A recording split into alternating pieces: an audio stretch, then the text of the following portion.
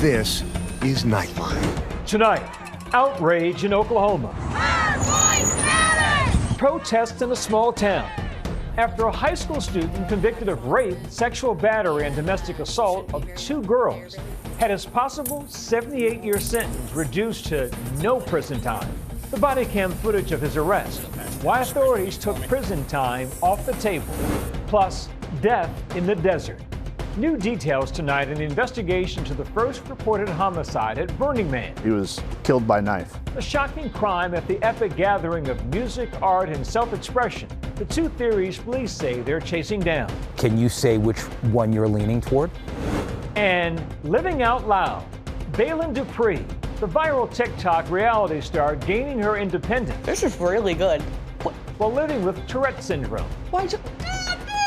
It's not bad. It just, Tackling that spicy chatter head on. How do you handle rumors like recently there was one that you were pregnant? Plus, why Tom Brady's new dog, Junie, looked so much like his dear departed Lua. From ABC News headquarters in New York, this is Nightline. Good evening. Thank you for joining us. Tonight, protests in a small town after a high school student convicted of brutal acts of sexual violence avoids the possibility of decades behind bars through a legal loophole. Here's ABC's Rhiannon Alley. Outrage in Oklahoma. Our voice matters! After a Stillwater High School student charged with multiple counts of rape, sexual battery, and domestic assault and battery by strangulation of 2 female victims will no longer serve prison time. 18-year-old Jesse Butler, who was underage at the time of the crimes, initially faced a potential 78-year sentence, but the charges were later downgraded and he pleaded no contest under the state's youthful offender statute. Pleading no contest has the same legal effect as pleading guilty. You still have a conviction, but there's no admission of guilt. The Oklahoma youthful offender law allows for the district attorney to charge juveniles from the ages of 15 to 17 as minors rather than adults, even in some of the more serious crimes. Jess, it's Mom. Open the door. Newly released police body cam footage of his arrest earlier this year also sparking backlash. I told your mom that she can contact a bondsman, and you shouldn't be very long, but there just is a process for paperwork and stuff. Butler's mother can be heard throughout the video, reassuring her son. I'll get you out, all right? Just stay strong, okay? Say your prayers. The teen's father is a former director of football operations at Oklahoma State University, which is located in Stillwater. The victims and their families expressing shock over the downgraded charges. One victim writing in an impact statement, "You didn't just hurt me physically, you took pieces of my safety, my peace, my sense of who I was." Detailing some of the allegations, including that he put his hands around my neck and squeezed until I passed out in the Walmart parking lot, adding that Butler threatened to kill her if she spoke out, saying those threats silenced me just as much as his hands ever did. I was terrified. The mother of one of the victims telling ABC affiliate station KOCO, "I never thought I'd have to watch my daughter fight this kind of battle, one where she had to prove she was the victim over and over again, while the system made excuse after excuse for the person who hurt her. Watching her stay brave while adults failed her has been both inspiring and heartbreaking." The Payne County District Attorney releasing a statement, writing in part that under the youthful offender order, Butler must complete his rehabilitation plan successfully, including an aggressive schedule of therapy with a specialist in sex offender treatment. And should he fail, he faces reclassification as an adult and a sentence of 10 years in prison. But parents and local lawmakers in this community continue to criticize the deal that some say let this young man basically walk free.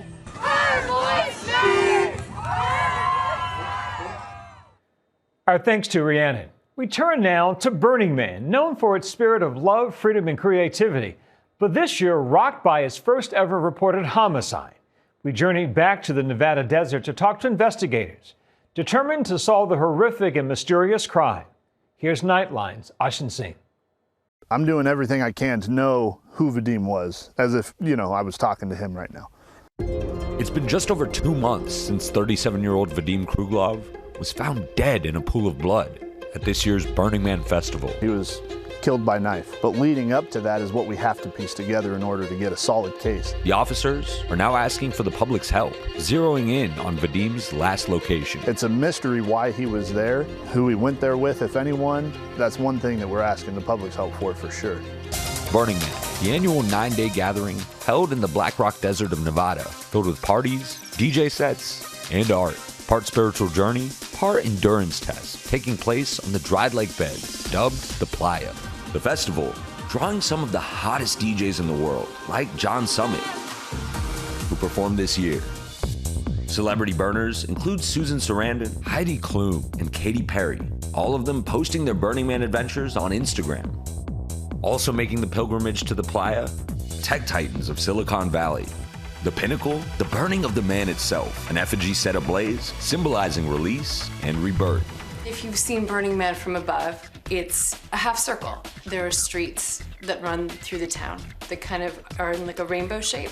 Then you have the man directly out from that in the middle of the Playa, and that's where all these art installations are and people ride bikes through. Among those who felt the spirit of Burning Man, Vadim, a Russian-born resident of Washington State in New York City, going for his first time this year. Vadim was so creative, brave, and honest person. He all-time positive, all-time helping people.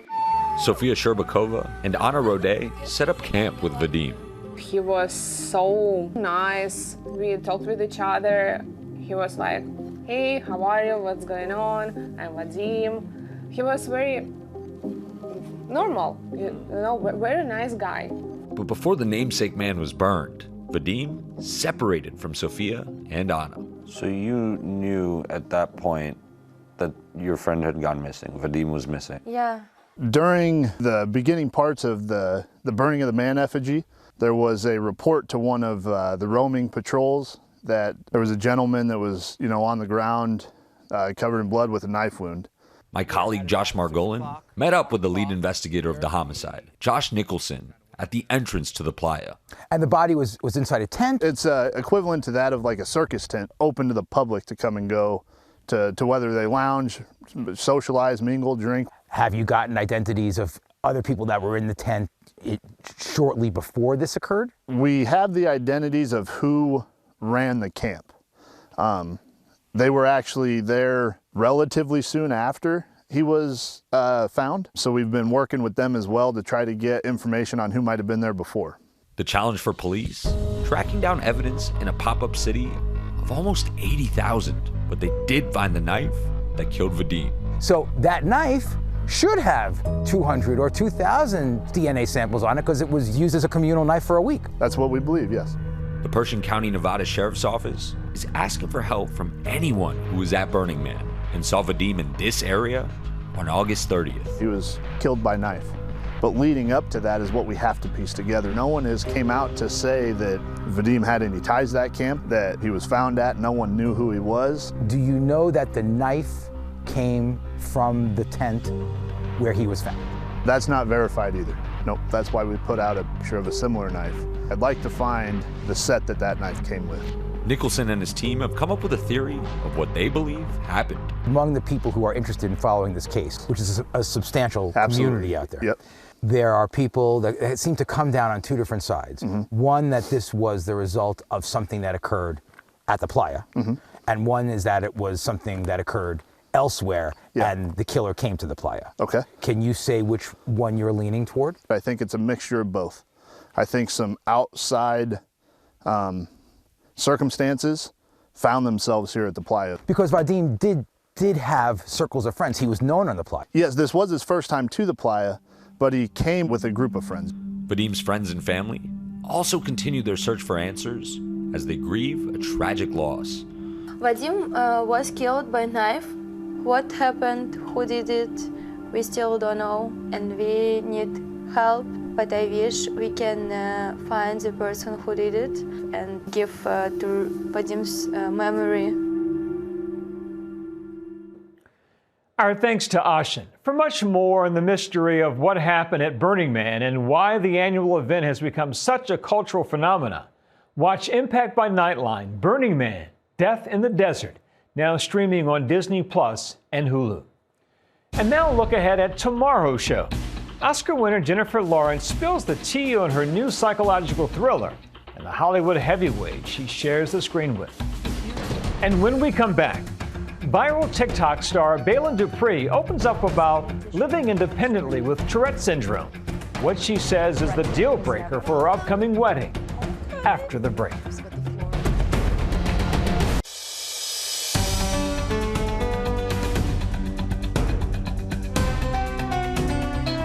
Welcome back. Imagine blurting out wildly inappropriate things at the worst possible moments. That's the struggle facing some people with Tourette's syndrome. Baylen Dupree not only lives with the condition, she shares her experience with more than 10 million followers, all while navigating the challenges of her newly independent life. Here again, ABC's Rhiannon Alley.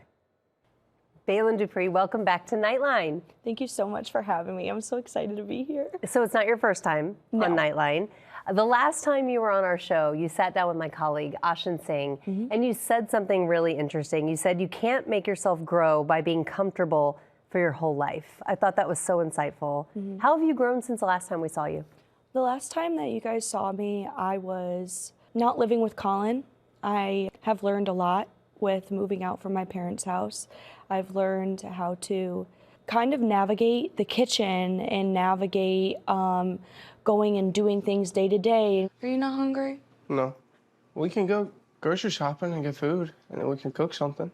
Okay. Tell us about your condition for the viewers who aren't familiar with how it works. Yes, I have Tourette's syndrome. I have Tourette's syndrome, stupid. It's a neurological, involuntary motor and vocal disorder that is, well, involuntary. This is really good. What?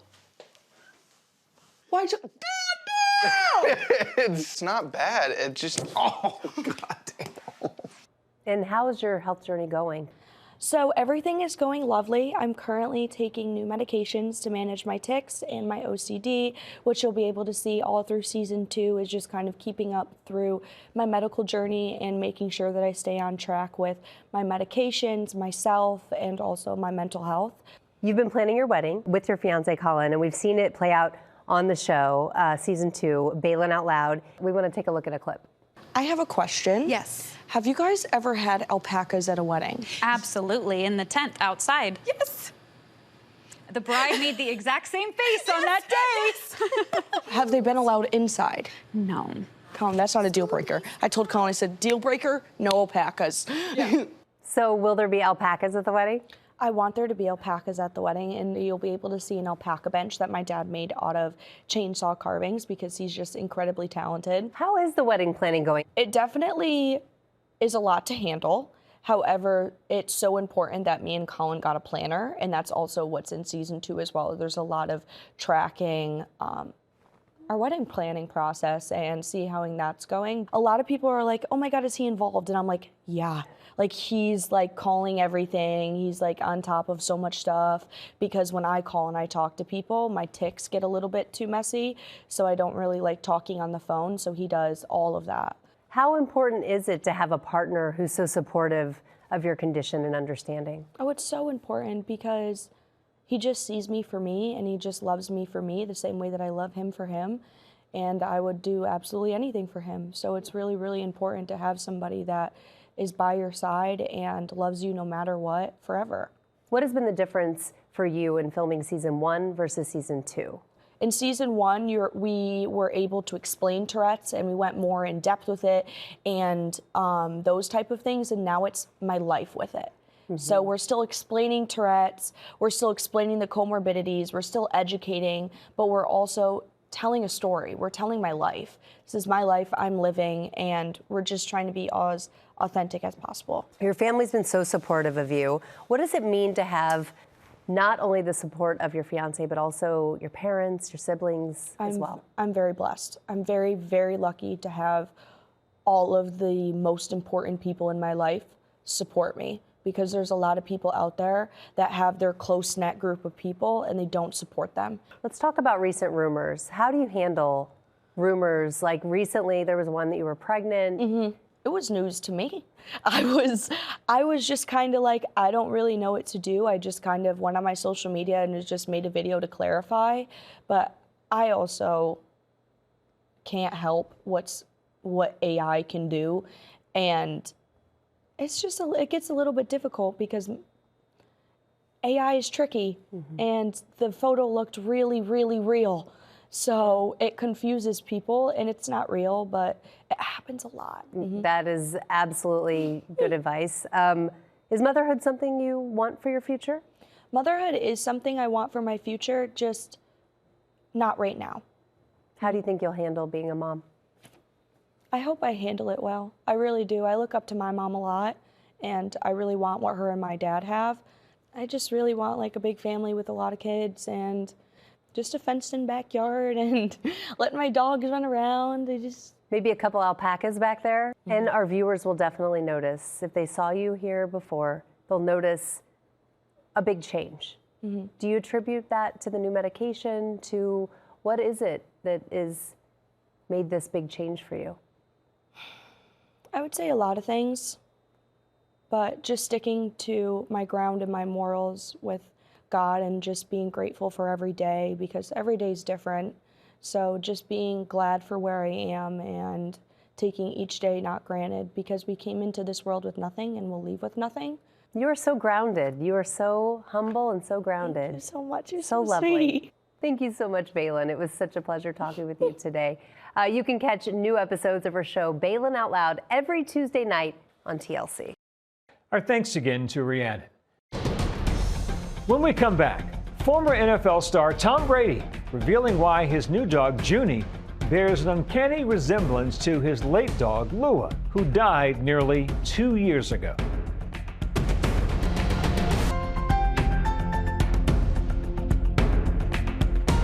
And finally tonight, the GOAT's dog is a clone?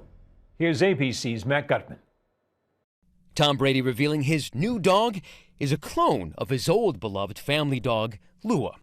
The legendary quarterback and broadcaster saying in a statement, the genetic engineering company Colossal Biosciences cloned Lua to produce Junie, giving his family, quote, a second chance through a simple blood draw of our family's elderly dog before she passed. They're not going to be exactly the same as the original pet. Brady is an investor in Colossal Biotech, a company known for gene editing existing animals seeking to bring back extinct species, most recently claiming they've engineered 3 dire wolves, 2 of which are now about a year old. Just this week, the company acquired Viagen Pets and Equine, which offers animal cloning. Tonight, Brady says he loves his animals and is excited this technology can help families who have lost a pet. Our thanks to Matt. And that's Nightline for this evening. You can catch our full episodes on Disney Plus and Hulu. We'll see you right back here same time tomorrow. Thanks for the company, America. Good night.